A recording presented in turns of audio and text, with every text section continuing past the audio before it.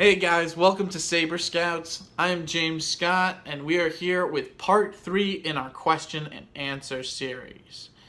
As always, my good friend Rob will be reading us the questions, and let's get it on. Let's do it. Let's do it up. Today's question: thoughts on new playoff teams and can they sustain this success? That's a great question. The American League is fairly straightforward, as in playoff teams. It's the same Red Sox, Yankees, Astros, Indians squad as was last year. The Angels have now thrown themselves into that wild card mix, so I think they're probably going to get the wild card instead of the Twins. And I do think what they're doing is absolutely sustainable. Ohtani is unbelievable. Despite his bad spring training, us, at Saber Scouts, a few of us actually were not as big on him after he had the spring training that he had. But a couple of us at Saber Scouts, we stayed on him. We believed in that bat, and now he's hitting, he's pitching, he's running the bases. He is one of the more talented players in the sport. And of course, they have Trout, who's a baseball god, as good of a ball player as it gets. But it's important to remember that they also have Cole Calhoun, who's one of the worst, if not the worst, hitters in Major League Baseball this season. They also have Ian Kinsler, who's not hitting anywhere close to how he should, and Zach Cozart, who's not hitting anywhere close to how he did last year, although I think he's closer to his baseline. They have Justin Upton, who hasn't gone off yet either, playing left field. And, I don't think Pujols is going to really prevent them from going out and trading for a left-handed hitter hitting first baseman. Also, to the Angels' credit, they've had Simmons break out this year, and I do think that breakout is for real. And, touching back on Trout's kind of also broken out, but since Trout's already a god, people have kind of glossed over it. Trout's having the best season of all time right now. Better than even the season that Harper had a couple of years ago when he was 22. I absolutely believe that the Angels are for real. Going over to the National League, it gets absolutely different. The picture completely changes, because while you do have the Cubs in the picture and you do have the usual Cardinals in the picture, the NL West could frankly go to anyone. The Diamondbacks, frankly, haven't had an offense this year and have still managed to pull together wins. And their pitching staff has not nearly been as good as it was last year, although Patrick Corbin stepping forward has been a very big deal for them. So they could be for real if that offense comes around like it should. And players who are healthy, stay healthy, and players who are injured, like Pollock, get healthy. Goldschmidt hasn't even started hitting, and that's the big part right there, because he's the center of their offense. The Rockies have an excellent pitching staff, but they're getting no offense out of left field, right field, or first base. So, given that those are the easiest positions to find offense at, I don't really see the Rockies having a hard time upgrading their team enough to hang in there.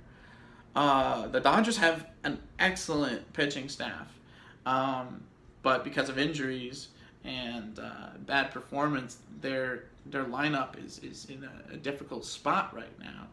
But it's the Dodgers, and they have a great farm system. So if they need to trade for anyone mid-season, they can do it. And then, of course, you have the San Francisco Giants, who are hanging right in there. If they get Madison Bumgarner back and Cueto back, who knows how good they could be. We haven't even seen, them really at full strength. So I know I like them a lot better than most people, but it's mainly due to how their team is going to perform in the clutch.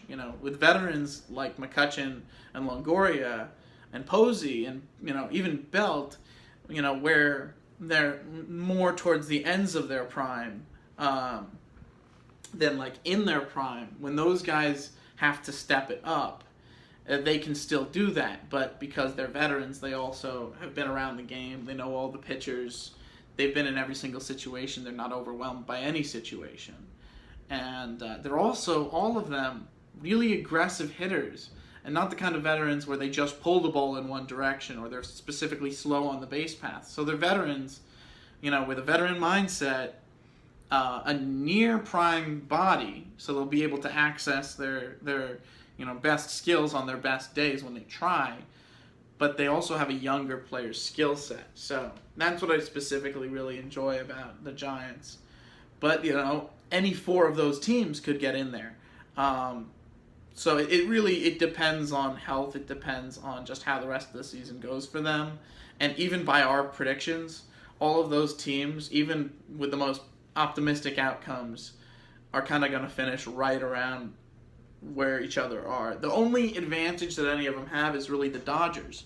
With their monetary advantage, they can afford to absorb contract as well as trade prospects.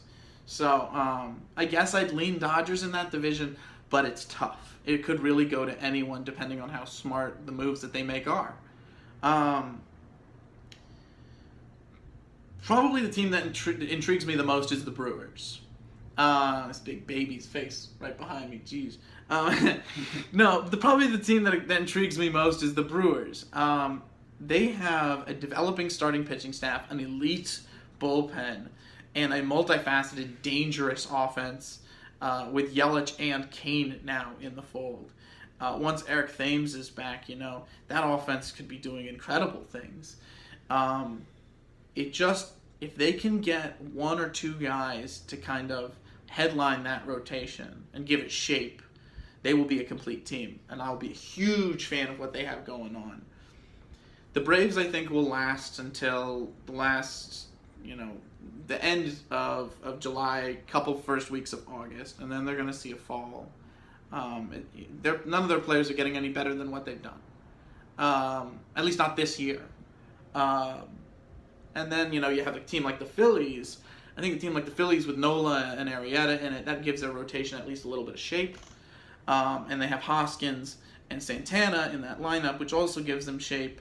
As well as I said, Herrera and Hernandez, which gives them that speed, on-base, contact factor. It just seems a little early for them to be on par with a lot of other teams. But from a talent perspective, they could be by the end of the year. I guess the real deciding factors for the Phillies would be what they do at catcher, how Kingery hits, how Franco hits, and if Altair can repeat how offensively he did last year.